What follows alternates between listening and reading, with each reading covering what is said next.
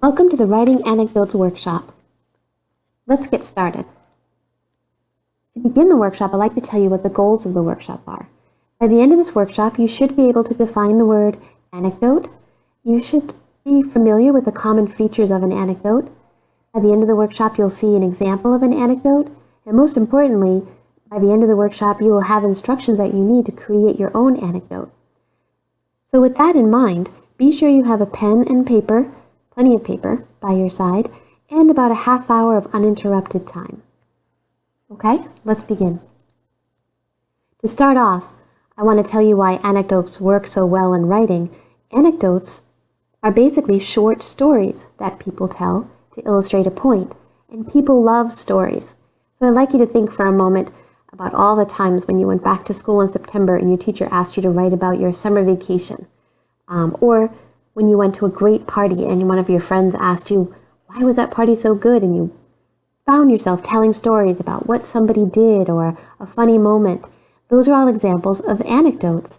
Think of the last time somebody got you mad. They cut you off in traffic and you came home and you told your friend or your husband or your wife all about this person who cut you off in traffic, and you go into great detail and you're angry and you're worked up. That's an anecdote. People love stories. They're very important to us, and they help us express what's important to us, and they help us better understand who we are and what makes us happy and what makes us mad.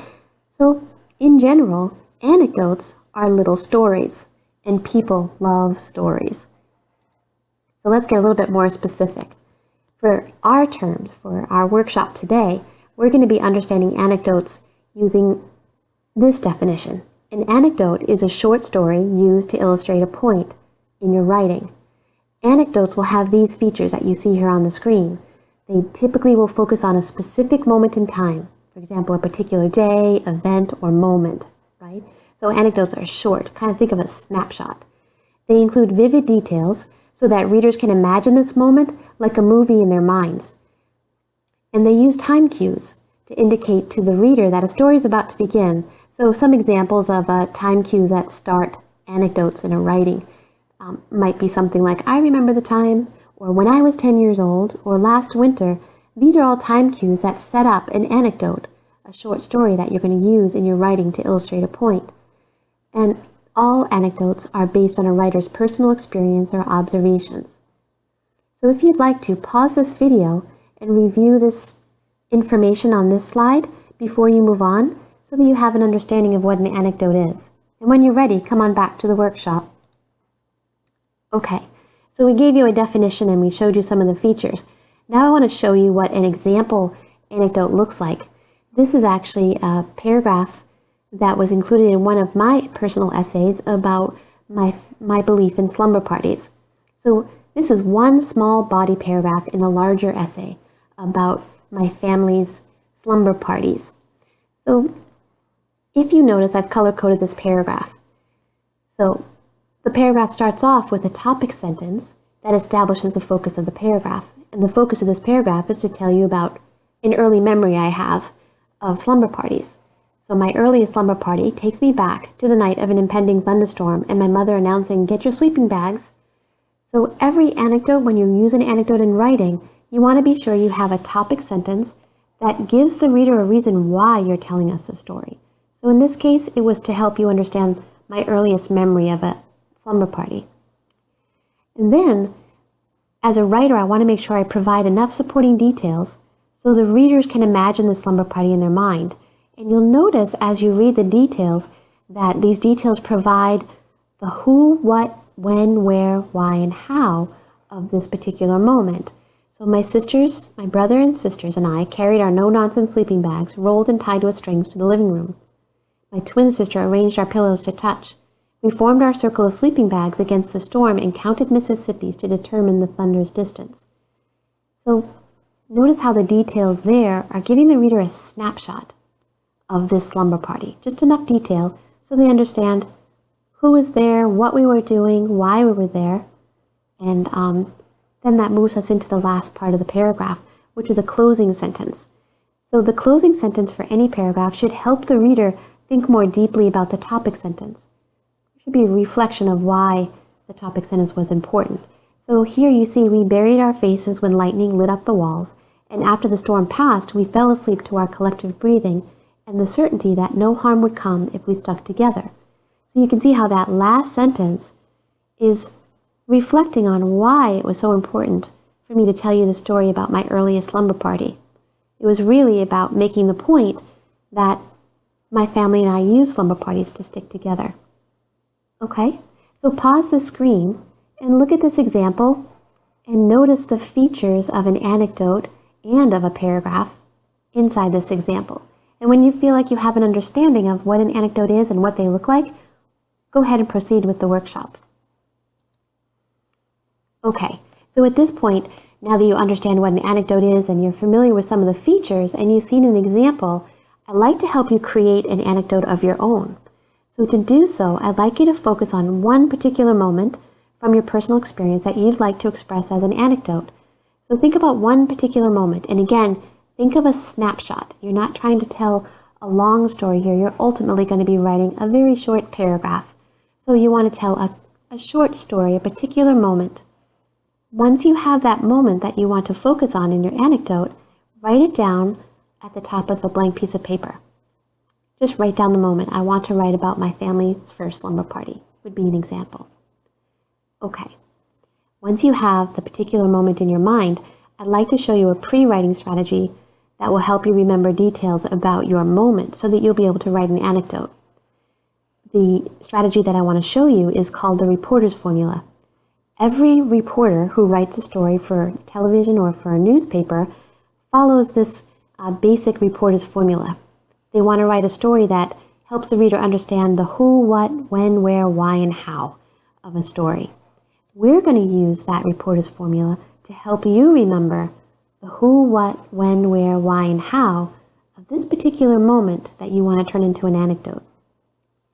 So I'm going to explain to you how this pre-writing activity works, and then I'm going to show you an example. So you need a piece of paper, and it can be the same one that you use to write your sentence about what moment you'll focus on. On this piece of paper, create 6 rows, and label one row who, the next row what, the next one where, when, how, and why, so that each one of those questions has its own row, and leave plenty of room in each row for writing. So I'm going to slip ahead for a minute to show you what this looks like. Can you see the example? So this is my example of the pre-writing that I did to write the paragraph about my earliest memory of my family's slumber party.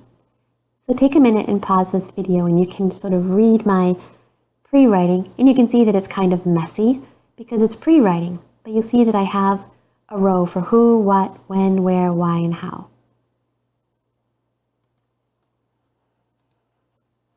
Okay, so once you have your 6 columns made, I'd like to kind of walk you through filling out your own page. So if you could follow along and just write down your answers to these questions on your paper. Okay? So let's go to the first column where you have who. So thinking of your own story that you want to write down as many details as you can remember about who was with you. So were you with your friends, your family? Were you with a crowd of people? So just focus on who and write down some details about who was with you in this particular moment that you're turning into your own anecdote.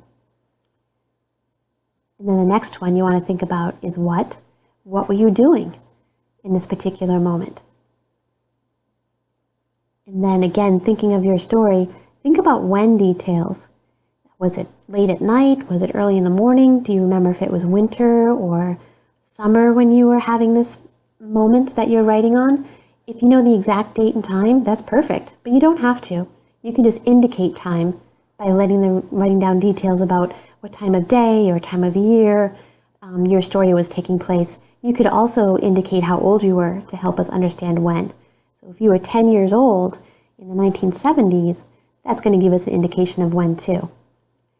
And then for where, as you are filling out details about where you are, think about you yourself in the story. Where exactly were you in this particular moment that you're focusing on? So where were you sitting? Where were you standing? So for example, if you were in your grandmother's kitchen, were you sitting at the chair? Or were you sitting on the floor by the door? So try to be as specific as you can as you're sort of trying to remember this moment. And the last part is thinking about why you were there in this particular moment. Were you celebrating something? Were you scared? Or what was it that brought you to that particular moment in time that you're focusing on? And the last part is how. I'd like you to think about how this moment taught you something or made you realize something. So the why and the how are kind of where the reflection starts to come in. So following these instructions, take your time and do some pre-writing about the who, what, when, where, why, and how, just to gather details about your moment so that you'll be able to turn them into an anecdote. So pause this video, and when you're ready, come on back. Okay, great. Now that you've done your careful pre-writing and you have a whole bunch of ideas and details about this particular moment, I want to help you shape it into a paragraph. So you'll remember that a paragraph needs to have a topic sentence, supporting details, and a closing sentence. So we're going to keep those things in mind when you help you write your anecdote. So I'd like you to create a topic sentence for your paragraph. To help you do that, think about why you want to share this anecdote. What point does the anecdote support or prove? Okay, so I'll go back to the slumber party example. I wanted to write that anecdote to show the earliest memory I had of a slumber party. So once you have your topic sentence, it should establish the reason why you're sharing the story. After you have your topic sentence, try to remember to begin your anecdote with a time cue. So here up on the screen I have some examples. I remember when, or when I was blank years old, or last month, or last year, or last summer. So these are just examples of time cues that kind of launch you into a story. I think they're important for anecdotes, just so your reader really knows after your topic sentence you're launching them into a story. And then don't forget your details. You use your pre-writing, and remember to include enough detail so your reader understands the who, what, when, where, why, and how of your anecdote. For me personally, I always start with when. I like my readers to know when the story was happening. So when I was 10 years old, it was a winter afternoon, and I was just coming in from sledding, that kind of thing will help your reader understand when the story takes place. And then I usually do the who, what, where, and why. Okay? After you have put together your anecdote, end your paragraph with a reflection on why this moment is significant. So your last sentence should help us think more deeply about your topic sentence.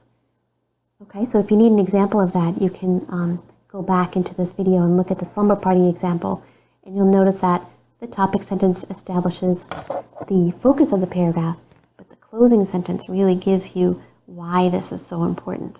Okay, so every anecdote that you use in writing should provide a significant reason why you're sharing it.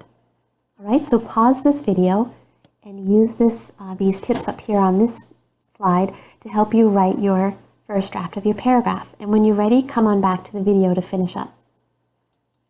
Okay, so you're at the last stage. Yay! What I'd like you to do is read your paragraph aloud to see if you've included all the elements of a paragraph. So do you have a clear topic sentence to establish the focus of the paragraph, the reason why you're sharing this anecdote? Do your supporting sentences, your anecdote in this case, prove or back up your topic sentence? And then you want to double check your anecdote. When you read it out loud, have you shared enough details so that your readers will understand the who, what, when, where, why, and how of this moment? And did you include a closing sentence or sentences that help readers reflect on your topic sentence? So the end of your paragraph should really help us understand why this moment is important to you. And then have you read your paragraph one more time to help you edit for any misspellings or unclear sentences. If you read out loud and you start to have a hard time reading a word or a sentence, then chances are you need to edit it. That's why reading out loud is such a great way to edit. And then once you've read your paragraph aloud a couple of times and you're confident, you finished. So congratulations, you created a paragraph using an anecdote. Good job.